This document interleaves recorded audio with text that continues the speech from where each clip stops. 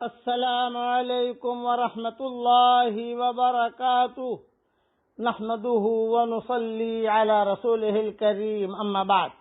آج کا سبق سن لیجئے۔ آج کے سبق کی سرخی ہے اولاد کی تربیت پارٹ نمبر 6۔ بچے کو اپنا دودھ بھی پلائیے۔ ماں پر بچے کا یہ حق ہے۔ قرآن نے اولاد کو ماں کا یہی احسان یاد دلا کر ماں کے ساتھ غیر معمولی حسن سلوک کی تاکید کی ہے۔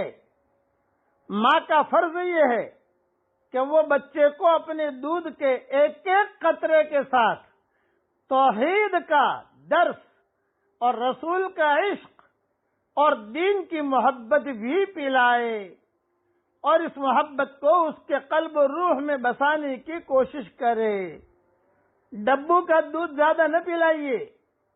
یہ جو ڈبو کا دودھ ہوتا ہے اس سے احتراز کیجیے۔ اپنا دودھ ہے اسے پلائیے، مجبوری ہے تو ٹھیک ہے وہ دودھ بھی پلائیے، لیکن آپ کے دودھ میں اللہ نے نور رکھا ہے، ڈبو کے دودھ میں اللہ نے نور نہیں رکھا ہے۔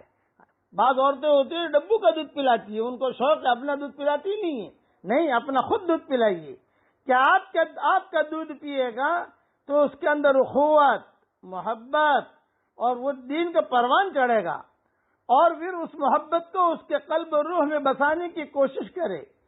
پرورش کی ذمہ داری بابا پر ڈال کر اپنا بوجھ ہلکا نہ کیجیے، بلکہ اس خوشگوار دینی فریضے کو انجام دے کر روحانی سکون اور سرور محسوس کیجیے۔ عورتیں عام طور سے کئی ذمہ داریاں شوہر پہ ڈالتی ہیں۔ سب سے زیادہ جہنم میں جانے والی عورتیں، یہ صحیح حدیثوں میں آتا ہے، اور جلدی جانے والی بھی جہنم میں عورتیں۔ کیوں؟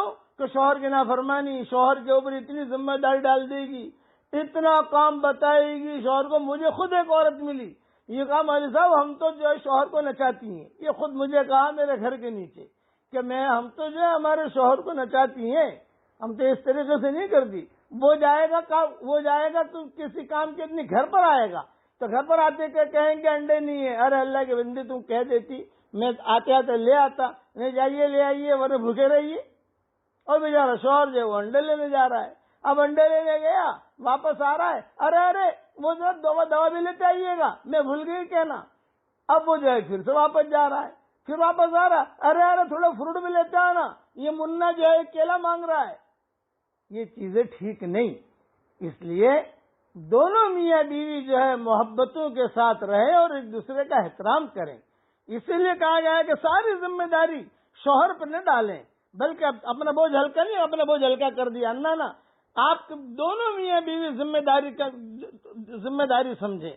بچوں کو ڈرانے سے پرہیز کیجیے۔ ابتدائی عمر کا یہ ڈر ساری عمر ذہن و دماغ پر چھائے رہتا ہے، اور ایسے بچے بالعموم زندگی میں کوئی بڑا کارنامہ انجام دینے کے لائق نہیں رہتے۔ اولاد کو بات پر ڈانٹنے، جھڑکنے اور برا بھلا کہنے سے سختی کے ساتھ پرہیز کیجیے، اور ان کی کوتاہیوں پر بیزار ہونے اور نفرت کا اظہار کرنے کے بجائے حکمت و سوچ کے ساتھ ان کی تربیت کرنے کی محبت آمیز کوشش کیجیے، اور اپنے طرز عمل سے بچوں کے ذہن پر یہ خوف بہرحال غالب رکھیے کہ ان کی کوئی خلاف شرع بات آپ ہرگز برداشت نہ کریں گے۔ ڈانٹیے ان کو، اگر نماز نہیں پڑھتے ہیں تو ڈانٹیے، ان کو پیار بھی دیجیے، لیکن دین کے معاملے کے اندر نرمی تھوڑی کم کیجیے۔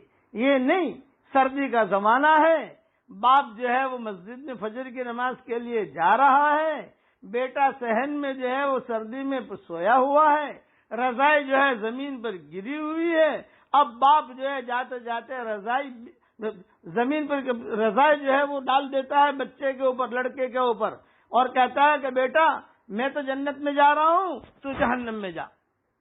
یہ ترتیب ٹھیک نہیں۔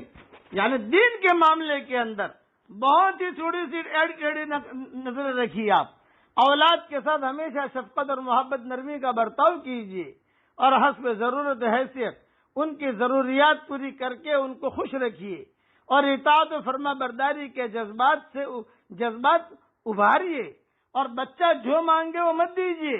خاص طور سے چھوٹے بچوں کو موبائل مت دیجیے، چھوٹی بچیوں کو موبائل مت دیجیے۔ یہ میرا جملہ انہیں سنائیے کہ دیکھو مولوی صاحب مولانا کیا کہہ رہے ہیں، موبائل سے بچوں کو بچائیے، موبائل سے بچوں کو بچائیے، موبائل سے بچوں کو بچائیے۔ یہ موبائل جہنم میں لے جانے والا ہے، اس لیے بچوں کو اس سے بچائیے۔ بقیہ تفصیل کل پوری کروں۔